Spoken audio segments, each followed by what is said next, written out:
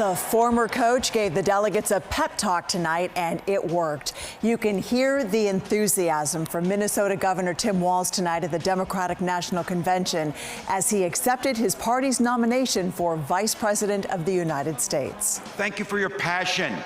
Thank you for your determination. And most of all, thank you for bringing the joy to this fight. Good evening, and thank you for joining us here for our News at 11. I'm Edie Lambert. And I'm Ty Steele. Night 3 of the Democratic Convention was a chance for Tim Walz to introduce himself to American voters and lay out his vision for the future. It's the fourth quarter. We're down a field goal, but we're on offense and we've got the ball. We're driving down the field. And boy, do we have the right team. We have the right team as well. Team coverage of Night 3 of the Democratic National Convention, starting with KCRA 3's Gulston Dart in Chicago's United Arena with the excitement from tonight. Edie, Ty, greetings from Chicago. Day 3 of the DNC is now a wrap. It was a big night tonight. We had Stevie Wonder, we had Bill Clinton, Oprah speaking to the audience tonight before the vice presidential nominee Tim Walz came out. And Kaylin Norwood has the latest on this big night.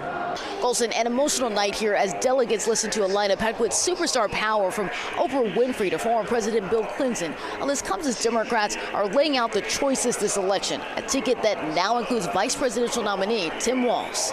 It's the honor of my life to accept your nomination for Vice President of the United States. Tim Walz, the party's pick for VP, was Wednesday night's MVP. Leaders don't spend all day insulting people and blaming others. Leaders do the work. So I don't know about you, I'm ready to turn the page on these guys. So go ahead, say it with me. We're not going back. Walz's speech, the high note of the evening. Let us not just believe in the American dream. Let us be worthy of it. DNC Night 3 was a night where speakers across the political spectrum talked about freedoms, sacrifice, and what's at stake. So to my fellow Republicans, you aren't voting for a Democrat. You're voting for democracy. My father never cast a vote because of Jim Crow. So I dedicated my career to protecting the votes against violence and discrimination. On January 6th, I nearly died protecting the Capitol, and I will do it again for our democracy. Former President Bill Clinton telling the crowd their choice is clear.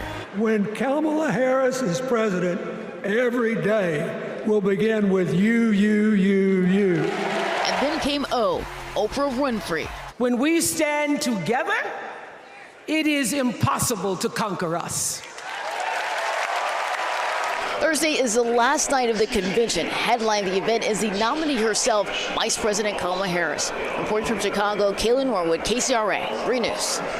Tim Walz left the stage just a few minutes ago, and the crowd wowed by what he had to say, talking about growing up in Nebraska and living in Minnesota as a coach, as a teacher, as a congressman and a governor, and they came here to find out what he was all about, and apparently they were not disappointed. What's going through your mind?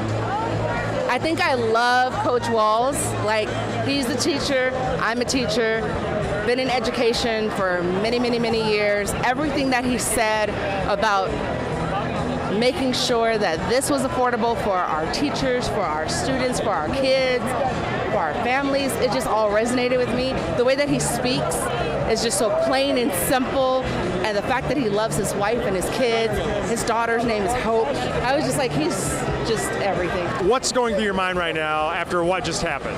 Well, we live in California now, but my husband is from the Midwest, and he was watching at home and texting me how excited he was by the way that Walz was speaking. And he's someone who does not care about politics, but he's like, yes, stay out of your business, stay out of our business, and all this stuff. He was really excited about it. So day 3 winds down here at the United Center. Get ready for day 4 tomorrow. We'll have more speakers, we'll talk to more delegates, and we'll get to see the presidential nominee for the Democrats, Kamala Harris, right here. Reporting from Chicago, I'm Gulston Dart, KCRA 3 News. And we have a look at how far Kamala Harris has come in the last 12 years. During the 2012 Democratic Convention, Harris was serving as California's Attorney General. Back then, she was viewed as one of the party's rising stars, and she was one of the dozens of people invited to take the stage as a speaker. I was in Charlotte, North Carolina to cover that convention, and when I asked Harris about the chance to step out into the national spotlight, she kept the focus on her home state. I think recognizing what we all know, which is that California really does lead the nation. The country looks at and to California for what should be happening, and we're in that way a trend center. And you know that old adage, so goes California, goes the rest of the country. What will be your main message tomorrow night when you're on that stage? You got to tune in and watch. Seriously. Wow. Of course, appearing at a national convention is often seen as a springboard for the Democrats' rising stars. President Obama was once a speaker at a convention. President Clinton once a speaker at a convention. We asked Kamala Harris about her future career goals. She says right now she's only halfway through her term as California's Attorney General and pretty happy doing what she's doing. Kind of fun to pull those out of the archives. So, of course, she ran for U.S. Senate 4 years after that interview before becoming President Biden's running mate and serving the last 3 years as vice president. So, yeah, it's been a pretty quick rise from one of many speakers there 12 years ago to the star of this convention this week as the candidate for president. And there was a disturbing discovery at a Chicago hotel today after food meant for delegates was infested with insects, and it appears that that could have been a deliberate act. Police are investigating this incident where maggots were dropped into the breakfast at the Fairmont Chicago, where some delegates were invited to eat. None of those delegates were from California. Authorities say a number of women had entered that hotel and began placing unknown objects onto tables containing food. The offenders then left the area a short time later. So far, no arrests have been made. Stay with KCRA3 for the latest from the Democratic National Convention. KCRA3's Gulston Dart will be live again tomorrow night from Chicago with updates on California's powerful delegation as Vice President Kamala Harris accepts her party's nomination tomorrow.